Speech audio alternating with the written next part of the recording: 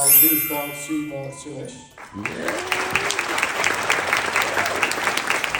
I was waiting for this day. പക്ഷെ മനസ്സിലേടിയോ ഈ ദിവസം വരണ്ടാന്നുണ്ടായിരുന്നു.